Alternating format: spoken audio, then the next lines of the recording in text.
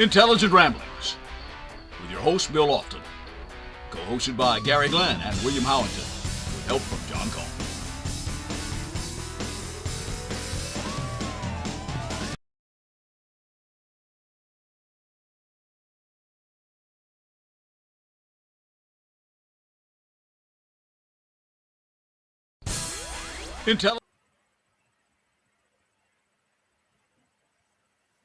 Okay, Bill, we're all on stage.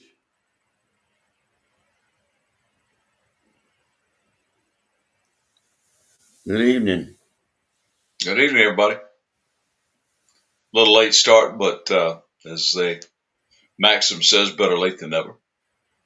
So here we are. I may have an abbreviated show tonight, but that's okay. Yeah, ain't that the truth? Better late than never. Being a born procrastinator, um, I live that expression every day. You and me both, brother. I don't think I'm on time for much these days. My schedule slams right up against one another, so I'm coming. I might be a little bit late, but I'll be there. How are we this busy and we're supposed to be retired or semi-retired? I don't know how I found time to do anything when I worked full time. I mean, I'm working a lot, but it's what I want to do, and I'll work when I want to. So, that's good. Helping stamp out ignorance at these middle schools here in Hall County, two of them, South Hall and West Hall Middle School. And as you know, I was the assistant wrestling coach for South Hall Middle again this past year, and that's a lot of fun. And you think you're making a positive difference. And well, the thing about athletics, and we were all athletes way back in the day. And the thing about athletics is you're dealing with people who, for the most part, want to be there. It's their choice and their time. And sometimes in school, you're dealing with people who'd rather be anywhere but there. Yeah. Unless it's jail. And some of them come to stay out of jail. Now think about that for a concept, though. You're sentencing that teacher. Yeah. To have to put up with somebody who would rather be anywhere but jail. Okay, I'm hearing that we are going to talk about the news really soon here. All right. Well, let's talk about the news. What part of the news do we want to talk about?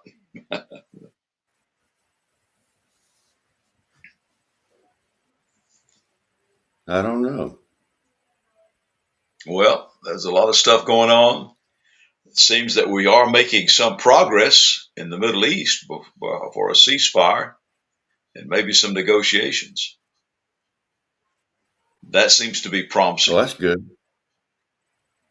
That is promising. And it's about time.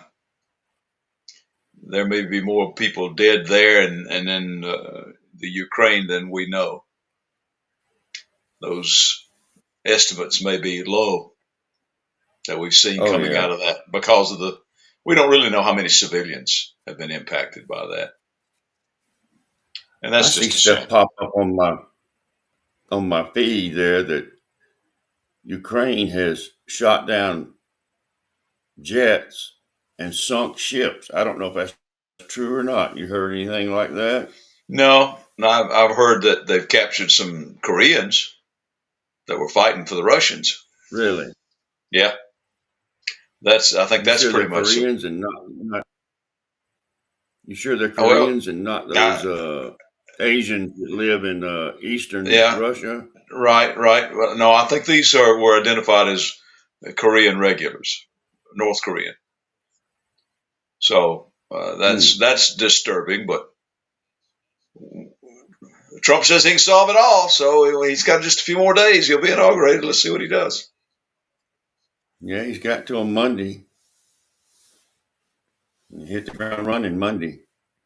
Well, I didn't get to hear much of Excuse me, guys. I was offline dealing with something for a moment, but and I should have been paying better attention. But did you talk about the ceasefire in Gaza between Hamas and the Israelis.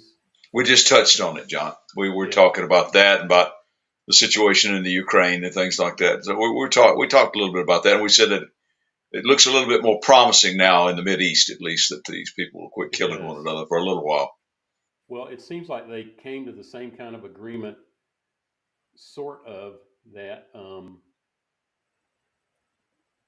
okay, great, that they set up with the Hezbollah, a few weeks ago, and that ceasefire seems to have held. So it seems like we're going into now like a 6-week ceasefire in Gaza, which, if that holds, that'll be great. I Well, noticed that maybe, Joe Biden's news conference said, he had a news conference today where he said that the planning and the framework of the ceasefire, his administration has done, and they're going to hand off to the incoming administration the actual implementation of the ceasefire. well, that's good. I'm glad that they're coming to their senses of that. We and I were also discussing we don't really know how many people are dead, either there or in the Ukraine. I think the estimates are probably low because we don't know the impact really it's had on the civilians.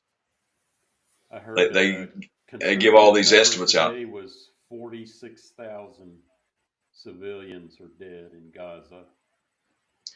Well, I heard somewhere that the guesstimates might be as many as 25,000 off. So there may be even more dead than we think there are. Good idea. And that's a shame. All of these numbers are coming and things are patchy and coming out of these parts of the world where the communications are spotty at best. Can you imagine being able to try to stay connected in somewhere like Gaza where there's no power, there's no water, all the mobile networks are dead. It's got to be impossible. Yeah. Well, I'm hoping that these will be resolved and that whatever hostages there are left alive. They talk about hostages and they say maybe even some of them are left alive. Well, they're not hostages anymore. If they're dead, they're corpses, right? Yeah. They said that number was 33, some alive and some dead. Just I don't get it. 33? At least in the first round, they're supposed to free or release 33 hostages at the beginning of the ceasefire. Well, let's hope it takes place in a hurry. Yeah. Well, in our country, of course, we're dealing with fire and ice. The Northeast is getting hammered with a winter storm, and out west they put out one fire and another one pops up. My people, I think I told y'all last week, I think all of my people out there, the people that I know are safe, that I know of. That's good. I remember, you remember Beth Brown that went to Jefferson. She's lived out in California for a long time, and she and Mason are great friends. We all met 15, 16 years ago out there. And awesome. Mason and Beth stayed in close contact with one another. And but Beth says she's safe. And I saw another post from one of Mason's friends who became friends of ours as well. Her and her husband and little boy are all safe. So that's good news. But so many were not. Whose husband and little boy? Her name was Kara. She was a friend of Mason's and from early on out there. And so she got married, and her and her husband had a little boy, and they're all okay. Well, pronounce themselves safe. But it's going to be a massive, massive rebuilding out there. I mean, you see those pictures; it's just devastation, and then destruction.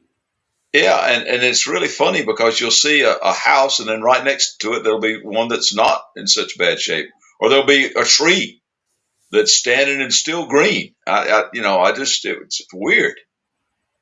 It's weird how that stuff just jumps around. There is, so some of the fallout from this is going to be homeowners insurance. That people aren't going to be able to get it if you know, if at all, in California, and it's going to affect our rates as well Yeah. Yes. because the contagion is now in the pool, and they've got the insurance companies have to cover it, so it's going to drive our rates up too. Well, I saw the cap out there for the state stuff was like $400 million. That's not even one neighborhood out there. Yeah, And I mean, they're into the billions of dollars of losses now. The toll is just extraordinary, and they don't really know how many people are dead. They keep finding bodies, and some of the stuff is just heartbreaking. It's just it's just heartbreaking. It really is. Some of it they may never find out how many people just disappeared because the flames were so intense, it just reduced everything to ash. There's Well, some remains. yeah. And it's got the political fallout out there too. Of course, is going to be tremendous. Well, Gavin Newsom is not a very good I governor. hear you on the call, Bill. He's just not a very good governor at all, and it's his fault that they don't have water. And Well, I think the Los Angeles mayor's got some share of that too, doesn't she? yeah, I think so too. I don't know if it's That true or not, but water I heard situation where in California is something that's been going on for decades. And Well, they live water you know, forever. So Southern California is a desert. It's a desert, and we've been water management wise, we've been living beyond our means out there for 50 years. So it's easy to say, oh, it's their fault. The same situation existed for previous administrations, including Republican administrations. I'm talking about governors' administrations in California, and nobody did anything about it. And they now, it's just their bad luck to be caught in a catastrophe of this size. That kind of crap where you say, oh, it's Gavin Newsom's fault or it's the mayor of Los Angeles' fault. That's a cheap shot. well, I don't know. I do. He could have done something. He's been governor there for a while. He could have done something. Well, nobody's. I don't. In some ways, I see. But it's you could make the same argument about any one of the administrations that preceded him over the last 40 years, 50 years. Well, they did drop the ball on some infrastructure that was left in bad repair. There was a reservoir out there that should have been up and running and wasn't. But part of it, I think, I do agree with you on this, John. I think part of it's bad luck, bad timing. It caught them with their pants down before they could make repairs to some of this stuff. Now, some of it was bad decision about leaving too much water somewhere so some tiny fish could live. I mean, I'm all for protecting the environment, but if it comes down to tiny fish or people, I pick people. Yeah. Well, I don't know if it's true or not, but I heard that Oregon sent a bunch of firemen and fire trucks, and they wouldn't let them in. They're just parked because they couldn't verify the emissions on the vehicles. You heard anything about that? I hadn't heard anything about that. I heard that the Canadians and the Mexicans sent some people, and they let them in because they were happy to have it. The firefighters out there are exhausted. They've been doing this for a while now. Well, I don't know. But the only thing we can do for those people right now is say a prayer for them. I can't really do much else. Send them some money. Red Cross will take it. I think my church is the United Methodist Church. They have an organization called UMCOR, United Methodist Committee on Relief. If you give $100 to UMCOR to go for fire safety or fire help or something like that, $100 goes to it. They absorb the cost of the administration. So I've always thought that. I got to check with the church and see if that's possible. And I think it probably is if you gave it to UMCOR and designated it for fire relief or something along those lines. I think that's probably good. But like I said, the Red Cross is there. If you want to give money to the Red Cross, go for that. You can help them that way. Well, let's let's touch on something else here. What about the confirmation hearings? Those got to be pretty contentious. Did you guys see any of that between Pete Some of it. Hegseth? I'm There sure. was. Ooh. Well, he was an easy target. Well, I'm sure yeah, they went off on him, and for good reason. Um, Bill was saying that Marco Rubio's confirmation was important because he talked about China being one of our main competitors, and technologically, economically, he says that they are like the nearest competitor to us on the world stage, and we have to build up and prepare for dealing with them. Um, it's like one of the major, major issues that we're going to face in the coming years. no, that's true. I don't Yeah. think there's any doubt about that. They're poised to try to do that. I mean, they turned their whole economy toward that, and it was such a manufacturing centered economy for a while. The pollution over there was enormous. My oldest son, when he was in school at the Terry College of Business, UGA, go Dogs, went over there to Beijing and Shanghai, and he said Cool. that he made some observations. He said in the 5-star hotels there were signs that said, "Do not drink the tap water." The acid rain was eating up stuff like the Great Wall of China. They didn't seem to care. There was stuff leaking out of barrels that they stepped over because they were afraid not to do that. They're afraid if they stepped in it. I mean, you got signs up that says "Don't drink the tap water." You see crap coming out of a barrel, you ain't stepping in that. No. No. And he said that they're supposed to be through with the sweatshops, but they're not. He had pictures, showed me. And if they had known that he was taking some of these pictures, they probably would have confiscated his phone. Or arrested him. And he said that a lot of those big buildings they have in places like Beijing and Shanghai, they're empty a lot of the time because the people are only there enough to where they can get by. They make enough money to get by, then they go back home. And there are Walmarts and things over there, but they tell them very strictly how they can operate there, how many people they have to hire, and so forth. So what the Chinese have discovered is that capitalism really works for the people who are in the power. It's more of an oligarchy than it is a democracy or a republic. I think they took notes from the Russians and improved on their model. Which Well, like I said, say they've Russia's allowed. not even an oligarchy; it's a kleptocracy. It's like the top 5 guys steal everything they can get their hands on, and Well, in the meantime, they'll do a little bit of governing. Yeah, and pick a war. Yeah.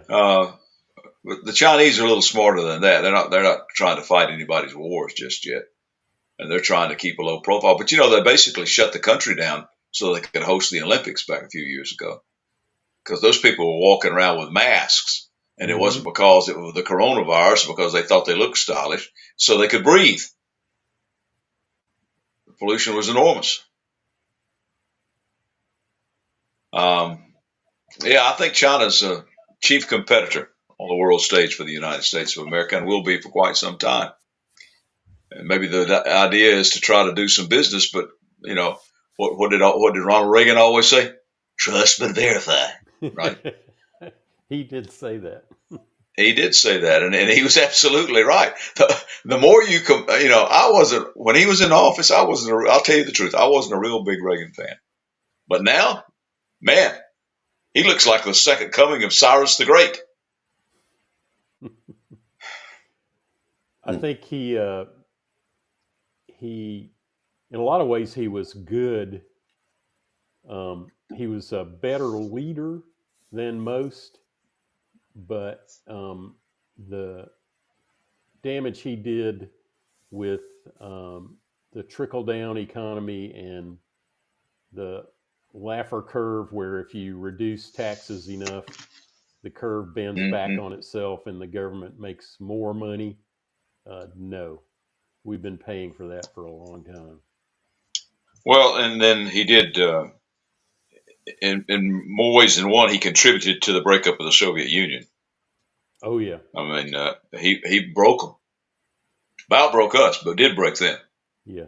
They couldn't keep it up, and That's the thing that I finally, kind of here we are in Ukraine, and we can't use that leverage against Russia, and Russia is right now just about to the point where the USSR was before it broke up.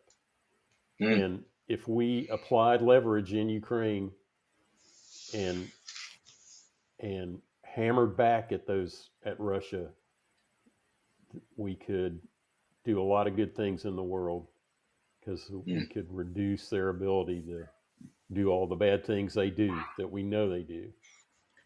Well, I think that most of going back to our original topic on this particular segment, I think that most of Trump's appointees will be confirmed because people in the Congress are reluctant to get on his bad side, and I think that's just plain and simple. Well, yeah, the Well, that's good. Republicans in particular, and they Sure.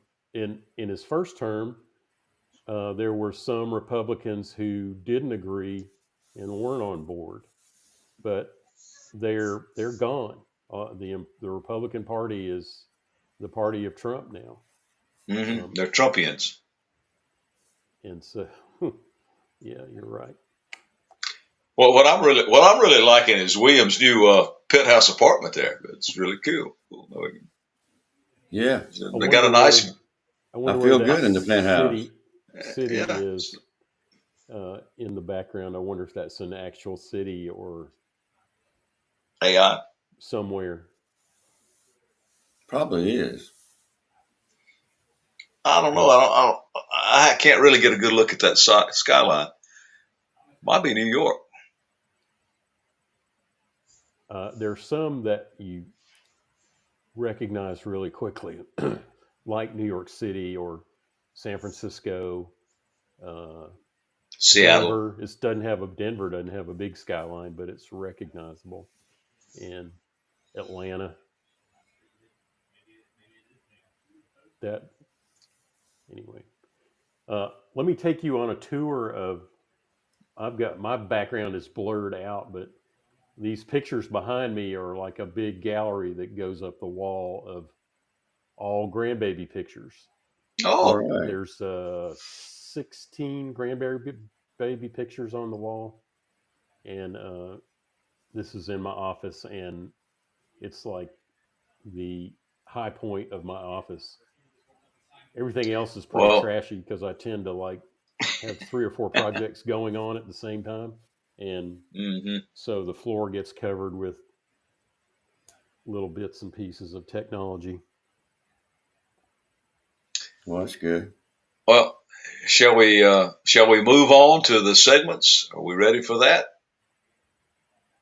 We can, I guess. Um,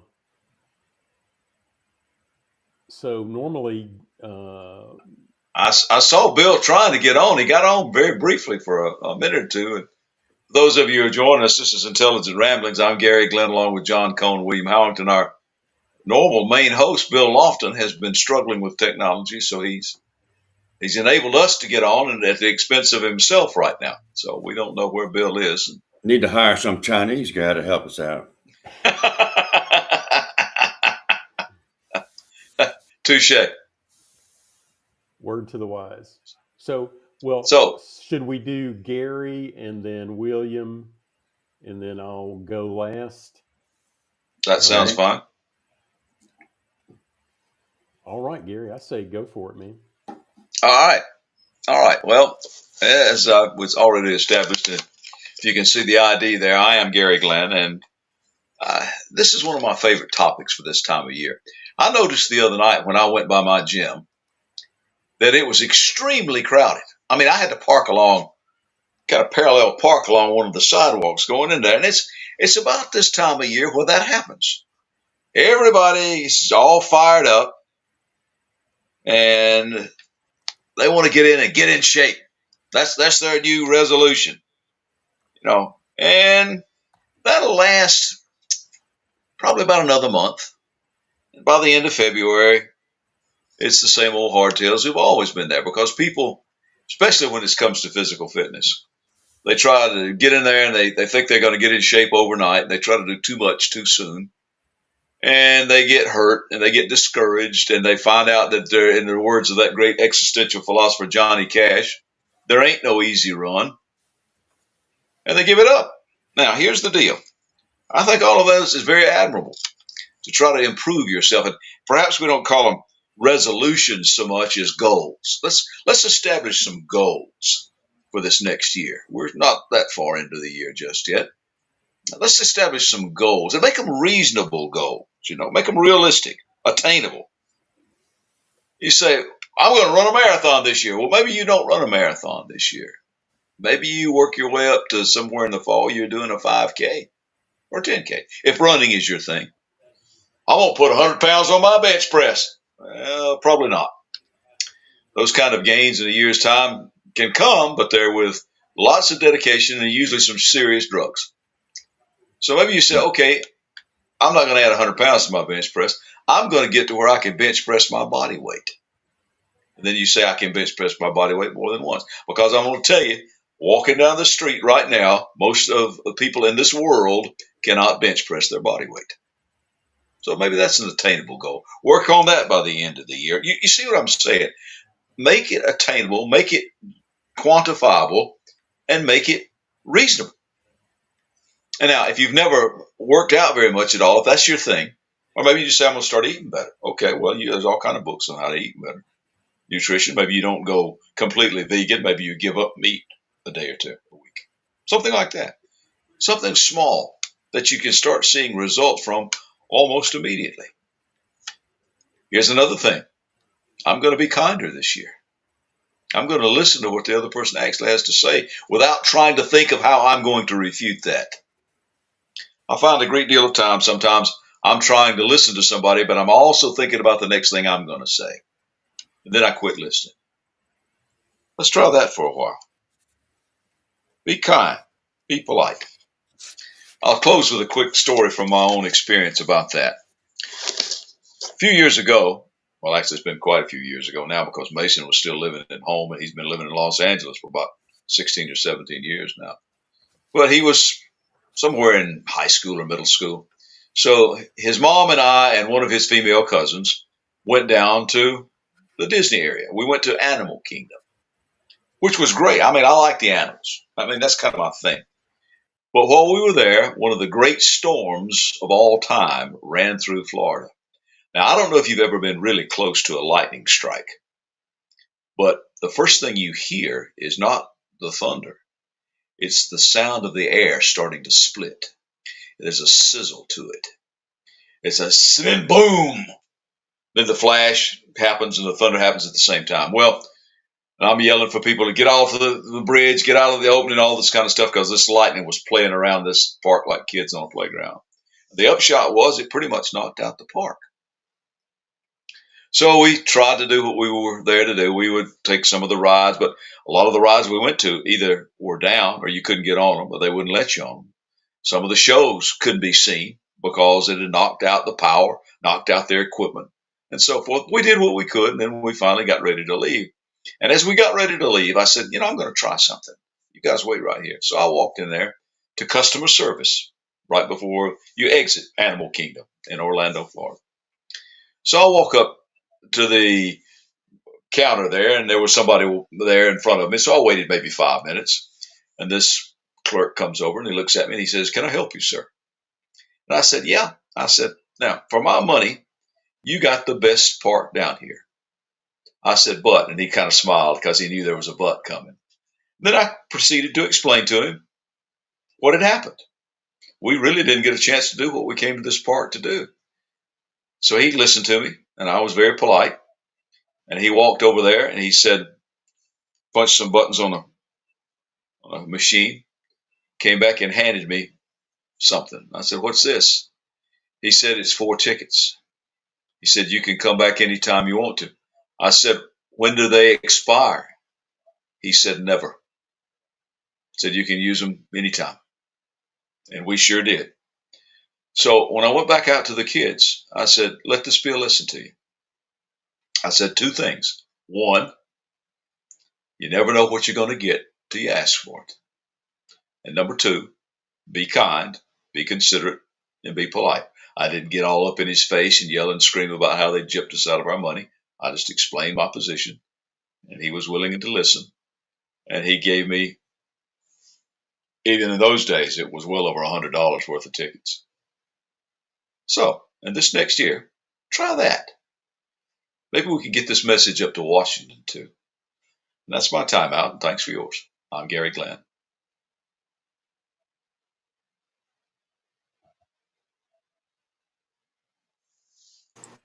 Awesome. Thank you, Gary. Hey, William, do you have a word about sports for us? Yes, I have a word about sports. I was waiting for my picture to come up on the screen, but I can go ahead and start. Good evening. This is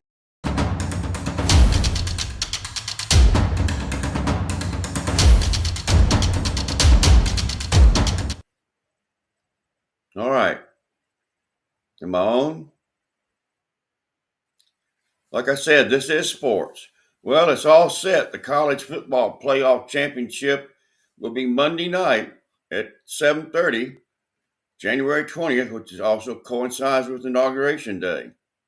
The game will feature Ohio State, which is 13-2 before the playoff, and Notre Dame, which is 14-1. Right now, Las Vegas has Ohio State as an 8-point favorite over the Fighting Irish of Notre Dame. Ohio State beat Texas 28-14 in their semifinal game, and Notre Dame beat Penn State 27-24 in theirs. The game will be in Atlanta at Mercedes-Benz Stadium. ESPN at 7:30 will be the game. I think it should be a good game. I hope it is. In the NFL, Saturday, January 18th at 4:30, the Houston Texans will take on the Kansas City Chiefs, who are 15-2 in Kansas City. At 8 p.m., the Washington Commanders will play the Detroit Lions, who are 15-2.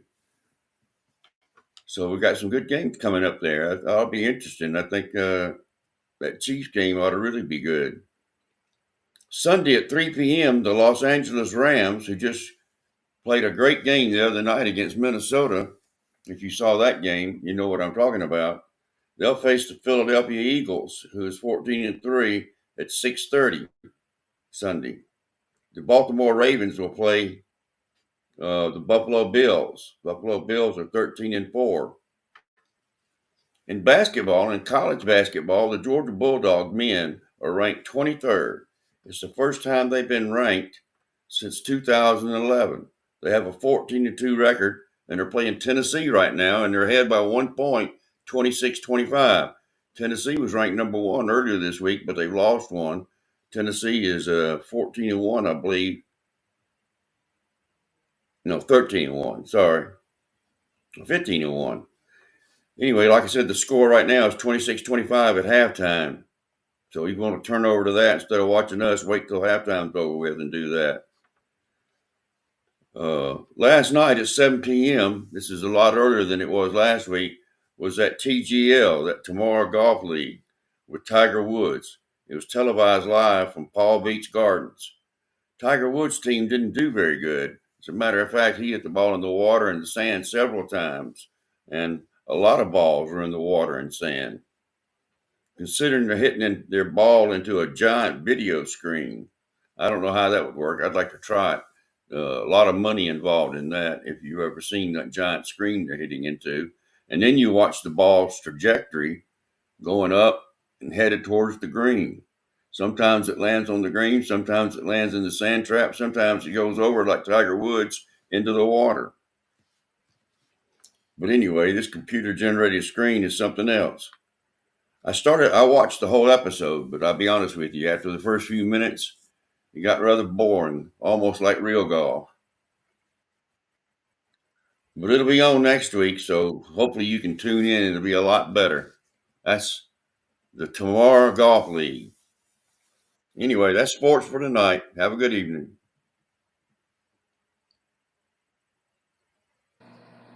If anybody hear me, can anybody hear me? Um, yes. Well, hey, sorry guys, we've been having let me think of a good word for it. Clusterfuck of a night with. So I haven't been able to be here the whole time, but I'm here now, and I'm gonna go to John Cone. You hear me? Okay, John Cone. Let's do some money talk. You ready for that? All right. Do some money talk, and then we'll end up with a recipe I've got ready to cook. John?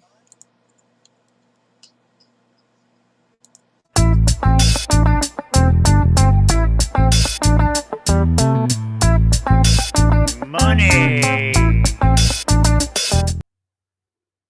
Okay, I'm going to go through this really fast. Tonight, we're talking about the affordability crisis in our economy.